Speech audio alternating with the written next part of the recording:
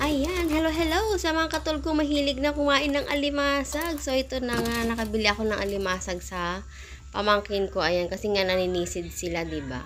So ayan, inalok niya ako. Ayan, binili ko lang siya guys ng syempre, murang presyo lang dahil tita ako charot. Hindi, tsaka hindi naman mahal sila magtinda talaga pag sa amin. Ayan, sa dami niyan guys, binili ko lang yan ng 150. Ayan, mga malalaman pa talaga. Tsaka, tinan nyo mamaya yung kapag luto na sila. So, ayan. Hinuhugas-hugasan ko lang muna yan, guys. Ayan. Ayan, ipipila-pila lang muna natin dyan. Ay, sure lang natin na matanggal yung mga dumi. Ayan. Ayan siya. Ang dami niyan, guys. 150 lang ang bili ko. Ayan. At halos ayaw ko pa talagang biling kasi sabi ko, mahal yata. Pero mura na daw talaga yan. Pero alam ko nang medyo mura na. Niloloko ka lang namin yung pamangkin ko. So, ayan na nga guys. Nilagay ko lang muna dyan. Kasi iluluto na natin. Ayan, ipapakulo ko muna siya.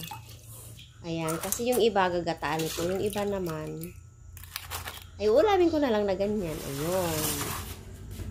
So, ayan na sila guys. Ready na para pampakulo. Papakulo na natin. Lalagyan ko lang siya ng konting asin kasi nga galing na sa dagat yung crab natin. So, konting asin na lang.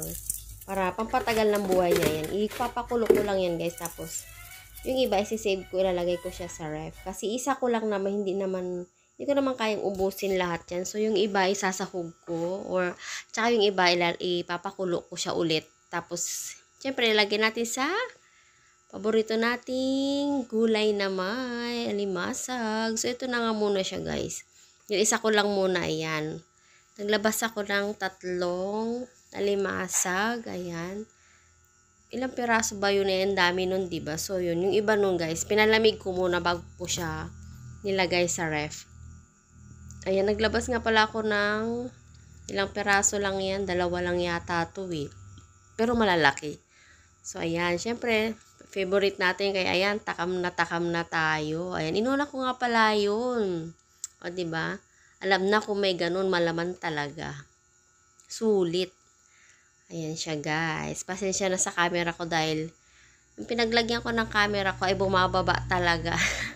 Bumabagsak yung cam ko. So ayan na, pasensya naman kung mga natatakam ko kayo. Pero ayan na guys, kain na tayo. Umpisahan na natin sa kanyang sipit-sipit. Ayan.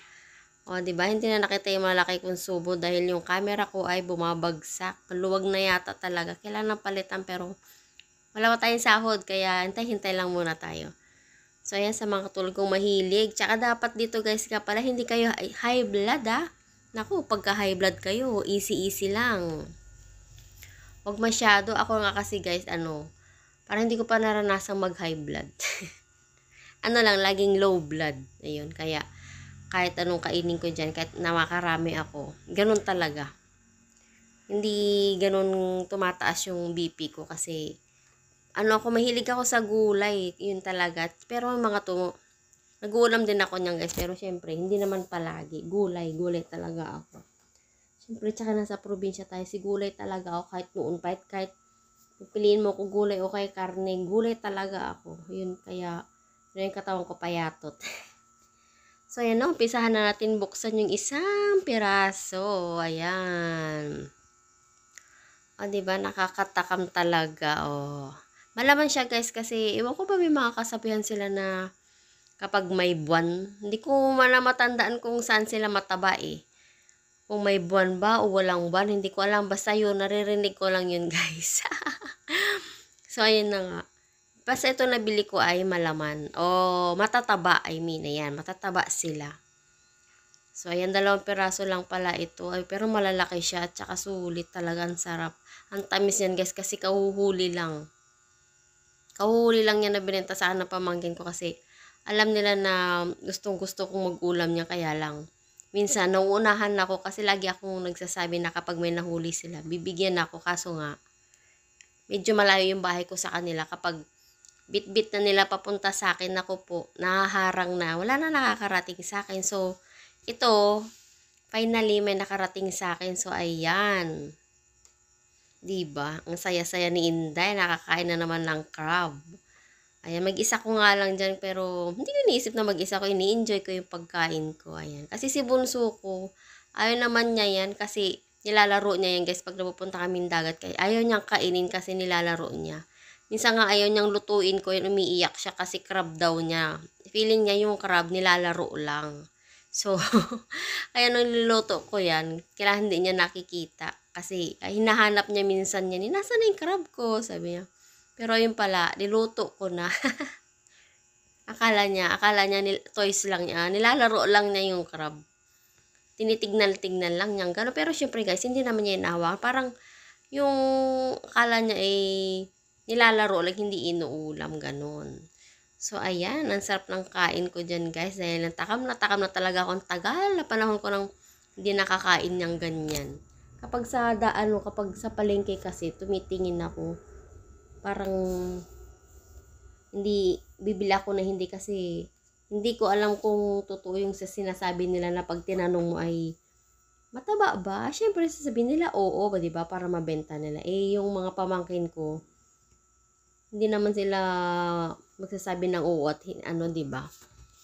Oo, kung hindi naman siya talaga mataba. Pero ayan, kitang-kita niyo naman guys. Nako, ang kanyang aligi. Ayan, nakakatakam talaga. Ayun, pulang-pula talaga siya. Ayan, guys, diba? Tinakam ko pa talaga kayo. Sorry naman. So, ayan, guys. Wala na lang ma-upload. Kaya, medyo in-slow mo ko yung video natin. Ayan. In-slow mo ko na lang para medyo mapahaba. Ayan, pasensya na. Puro kain lang ang laman ng video natin, guys. Pasensya muna. Medyo busy lang. So, kailangan ko lang mag-update sa ating channel. So, ayan na nga si Inday. Ay, naku, ang sarap. Yung kanin ko na yan, naubos ko. Pero okay lang dahil hindi naman tayo laging kumakain ng marami, guys. Tsaka niyan, hindi naman ako laging nag-uulam. So, sinusulit lang natin. Ayan. Bagong luto lang talagang nilantakan ko pa yan, guys. Ayan. Hindi na nga pala ako ng sausawan kung suka. Ayan.